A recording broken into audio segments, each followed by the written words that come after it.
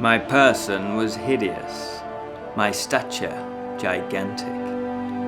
What did this mean? Who was I? What was I? Whence did I come? What was my destination? These questions continually reoccurred, but I was unable to solve them.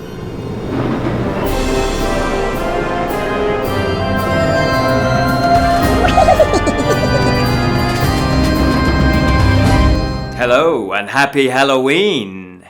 Welcome to the Friday Fantasy Show from the Bottled Imp. Exploring the realms of fantasy.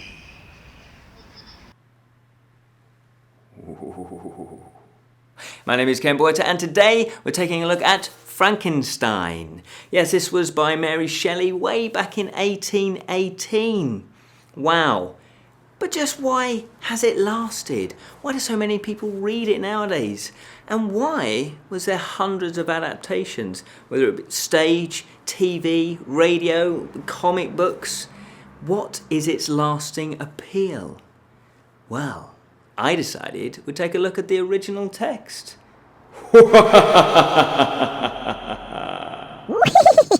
Frankenstein, or the Modern Prometheus. Yes, I pronounced that right.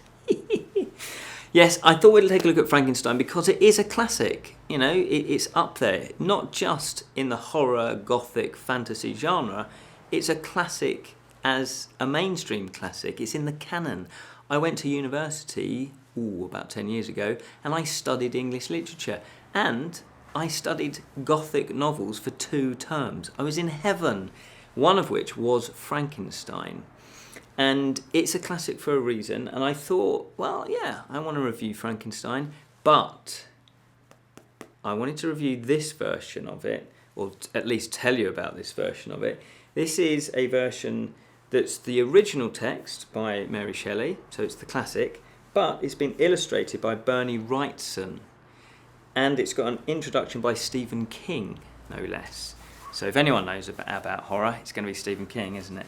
Now this version is illustrated, as I said, and there are loads of illustrations throughout this book. It's a kind of luxury edition, and they are amazing. They are beautiful, they're bold. I love the pen and ink. That's one of my favourite forms of illustration. And they're so dramatic. They really fit the story. Berni Wrightson, he said this was a labour of love. It was his own personal project that he then managed to, I think it was serialised as a comic book form initially. I'm not 100% sure of that. I think that's what it was. And then, when I came across a few of the illustrations in another book about different illustrators, I just latched onto these illustrations and then tried hunting down for the actual printed version so I could see all of them, as well as reading Frankenstein again. And unfortunately, this was back in the day, this was like just as the internet was starting, it was out of print. And they were trying, Berni and his wife were trying to get it reprinted again, but they were struggling, it didn't really happen.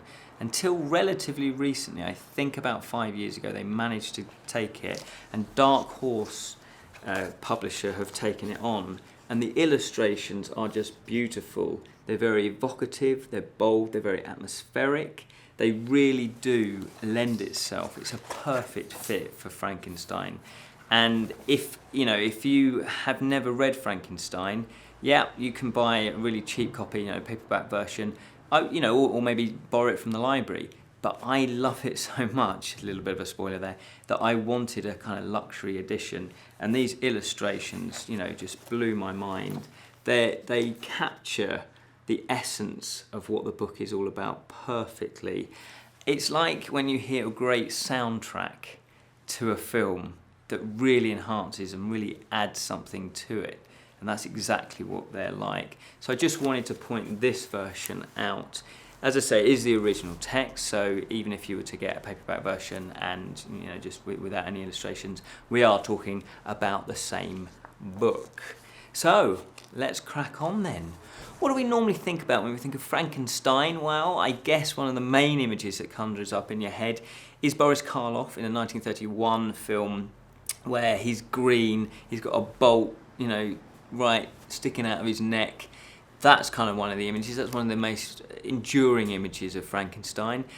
Or it could be Gene Wilder with his mad, starey eyes going nuts and crazy and obviously being hilarious in Young Frankenstein as he's trying to pump electricity through his monster to bring him to life.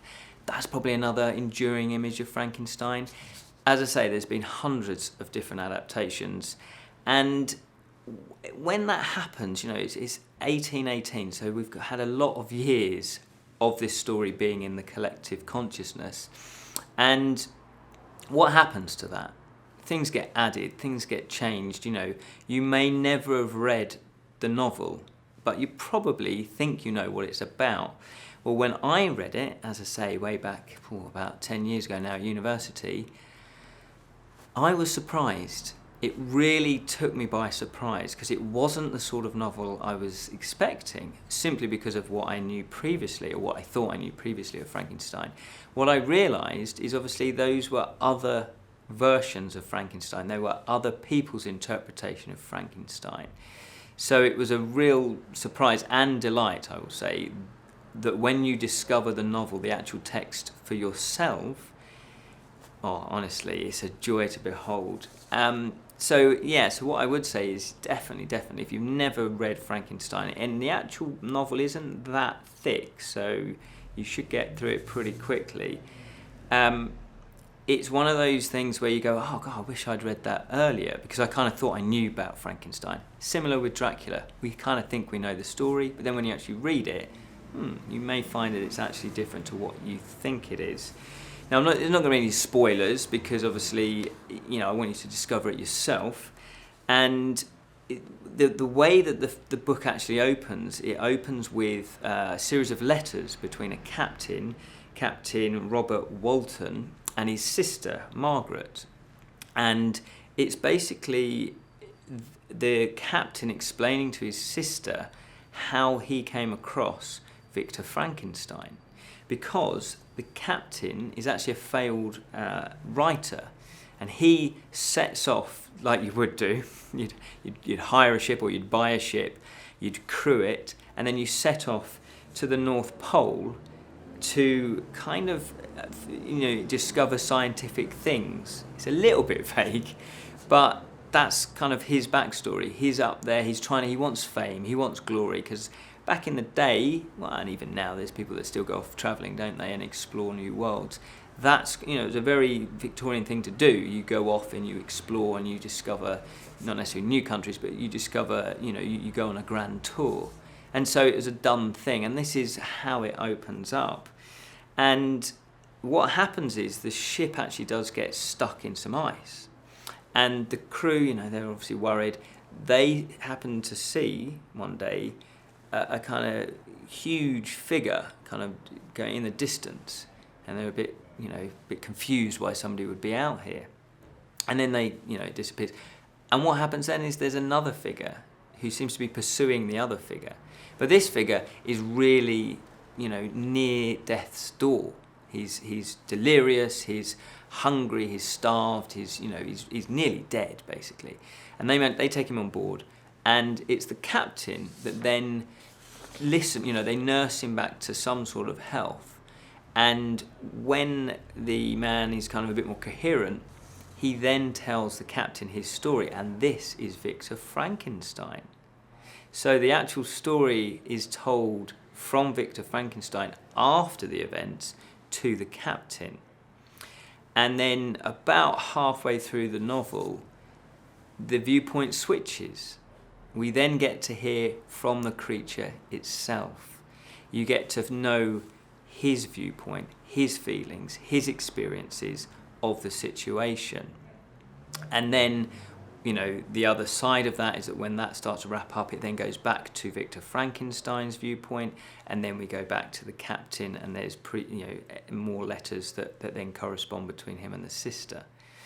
And so it's a wonderful framing device. It's actually, there's treble framing device. So you've got the captain to the sister saying about his experiences of what happened, and then he's telling his sister Victor Frankenstein's story, but we're seeing it as though it's Victor Frankenstein telling us.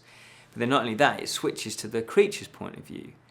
And because of this treble framing, you feel like you're going deeper and deeper into the labyrinth. You feel like you're going through one layer. It's like an onion. You're going through one layer. Oh, and there's another one. And then you're going deeper, and then you're going deeper. And what that does is that intensifies the story. You actually feel like, oh, okay, and now I'm getting to the next one, and next one. And you'll feel like you're going down and down and down, further and further and further into the heart of the story. And what that does, that then echoes and foreshadows the kind of melancholy that the story is. It's a tragedy. This really is a tragedy. And that framing device adds to that. It adds weight to the story. And I must admit, it adds weight physically when I was reading it as well, especially the first time I read it. And what's crucial in this framing device for me, and what is at the heart, is actually the creature's viewpoint. There is I can't remember how many chapters it is now. It's at least 5 to 6 chapters where you are just viewing the world through the creature's eyes and experiencing what he experienced. And it's delightful because without that section, it would all be one-sided. And you would only ever know Victor Frankenstein's thoughts and feelings of the creature and what he's done, as opposed to getting the other side of the story. And when you read the other side of the story, it balances out. It makes sense. You then get to understand. You don't necessarily excuse the monster, the creature, for what it's done, but then you understand it, and you can then sympathise. And for me, that's the crucial element. You sympathise with the creature. And that adds the power and the weight and the meaning to the story. And there are various different themes to this. There are lots. It's a heavy book in terms of lots of subtext going on, lots of meaning to it. And there are, I remember studying at university, and there were shelves and shelves of essays dedicated to what the meaning was of Frankenstein. I even read a Karl Marxist view of this that was all about alienation and the workers. And okay, fair enough. I personally didn't really see that in the book, but it's one of these it's a work of art. It's one of these works of art that you can, everybody seems to get something different from it, and that is partly, that's part of its genius. As I say, there are lots of themes in this.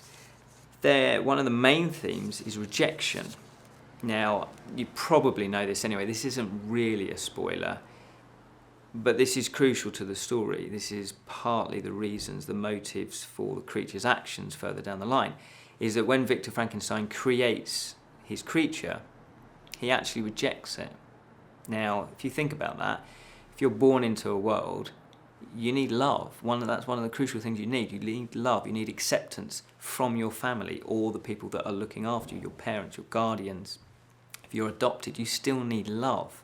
And part of the human condition is feeling acceptance, whether it is a family situation, whether it's your work, whether it's at school, in a community.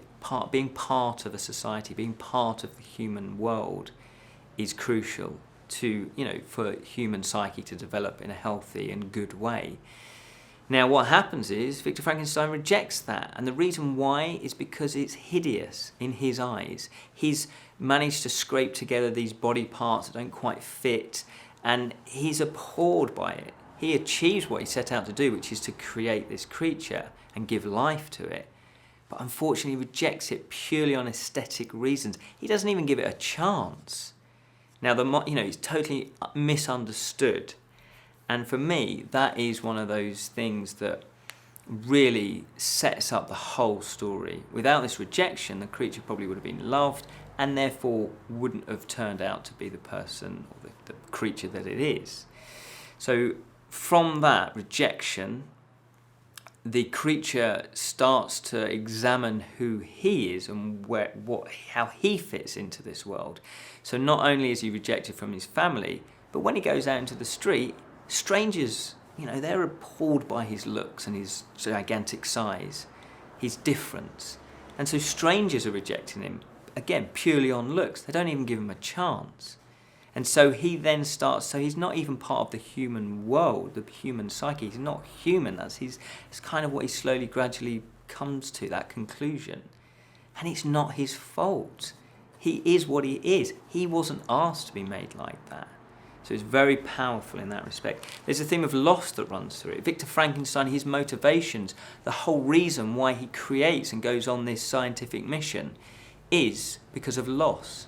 He loses his mother when he was young to a disease. So he's wanting to eradicate disease. Not necessarily bring life back, but just to eradicate disease. But this was his only way that he can actually, what he thinks he can achieve. Now, it's not 100% clear how he achieves it. Mary Shelley cleverly avoids the actual technique of how he does it. It's not, as you may think, through electricity. He doesn't run electricity through the body. It's not explained. So again, that's been an embellishment by the filmmakers, which isn't a bad thing because it's a very visual thing, isn't it? It's very exciting, that bit. But Mary Shelley doesn't really explain that. And the reason why she gives that is that Victor Frankenstein says, I don't want this secret to get out. I don't want anybody else to follow what I've done. This is a wretched thing to do. And he has paid dearly for it. So there's loss. There's a loss he suffers. And then, I don't want to give any spoilers, but he does lose other people that he loves that are close to him as well. There's the nature and the natural order of things. Nature plays a massive part in this book. A lot of Gothic novels, like if you think of Wuthering Heights, the landscape, the weather, they all play a part of it. And obviously when you've got heavy rain and storms and thunderstorms even, electricity, that's going to add atmosphere. That's going to tee up exactly what the novel is about. It sets the tone. And so the landscape, a lot of it is set in Geneva. And so you've got lovely mountains and hills and beautiful background and beautiful. So there's a contrast, there's a beauty, but equally the weather can change and it becomes very, abhorrent to man and how they survive. It becomes a key player, a key factor in the story. There's love, about love for family and friends, and it's one of those, it is a love story as well that runs through this, and different types of love. Friendship is a strong theme in this as well. But Victor can never taste love, unfortunately, because of what he's done. He has unleashed something that has backfired, basically. And that's another thing, going against nature and the natural order. Victor Frankenstein has taken it upon himself to become God, to play God, and not fully understanding what that means and not getting it right. He knows he's made a mistake and he therefore tries to constantly correct it, but it doesn't work. And so is this a message from Mary Shelley saying, don't mess with the natural order? Nature is bigger than all of us. And therefore, you could equate that to God. God is bigger than all of us.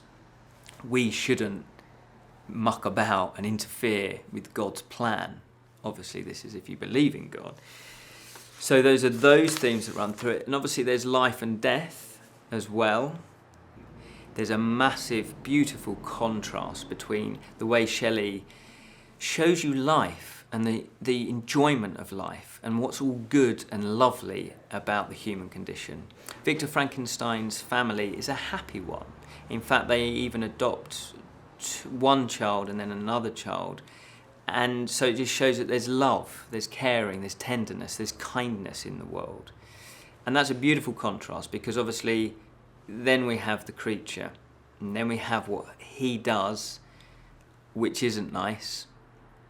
And you need that light and dark in this kind of book because believe you me, it is melancholy, it is a tragedy, it's very weighty.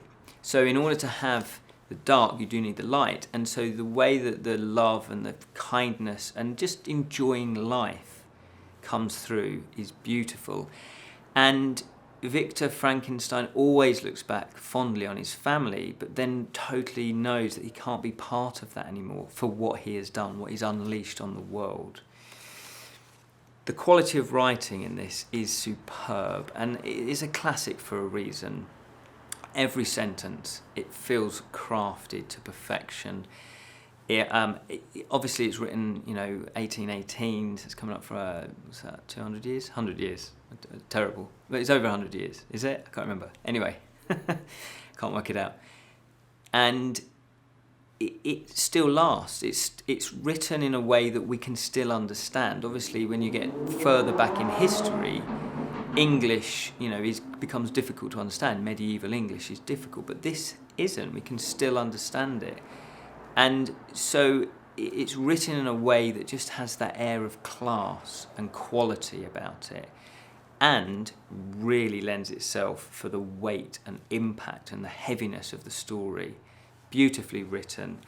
The characters are engrossing, they're believable. Victor Frankenstein, you feel for him, even though he's brought all on this upon himself. It's actually beautifully written, and you understand why he's done it, even if he is misguided.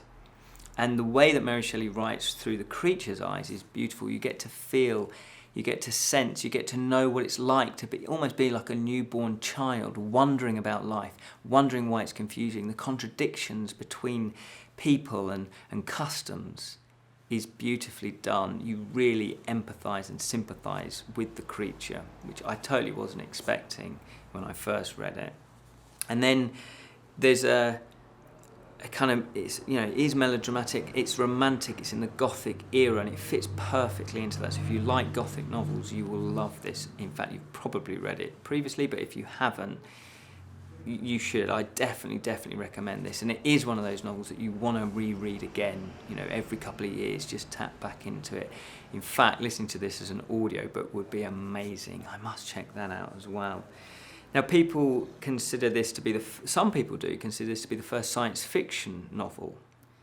And yes, while I can see where they're going with that, even though it doesn't just exactly say how the monster came to life and how Victor Frankenstein actually created the creature, I can see where they're going with that. But in actual fact, even if it is or even if it isn't, for me that's secondary, because this is actually about the human condition. This is actually what it's like to be human, and what it is to be loved, to have all those emotions and to express those emotions and to live life on this planet. Now, unfortunately for the creature, he realises he's different, and he gets it is racism. This actually is a novel also about racism, because just because you're something different, just because you look different, you're an other, then why should you be abused? Why should you be rejected? That's not fair. The humans reject the creature because of fear, because of ignorance. And so therefore, they didn't even give him a chance. And then they didn't know what he was like. It really reminds me of The Elephant Man as well. If you've seen that film or read the novel, it is exactly the same. It's people's prejudices. So again, there's so much subtext to this novel, and that is why it's a classic, in my opinion anyway, and there's probably other reasons as well. But it's a wonderful, wonderful story. Totally recommend it. You should read it if you haven't. And I would also, if you do enjoy it, I would definitely recommend this version of it, because the illustrations, I can get lost in these illustrations for hours. They're beautiful. In fact, I might even get one blown up as a poster. So definitely recommend Frankenstein. I remember the first time I read it, after I'd finished reading it, it felt like a weight had lifted off my shoulders. I felt free from it. It was that intense an experience. That's Frankenstein by Mary Shelley. Perfect for reading at Halloween. Yeah. It isn't scary, and that's why I think it's been, misused or misunderstood over the years. It's about the human condition. But obviously it's thrilling as well. There's adventure, there's a bit of fighting going on, etc., etc. But ultimately, it's about the human soul. Thank you so much for watching, and happy Halloween!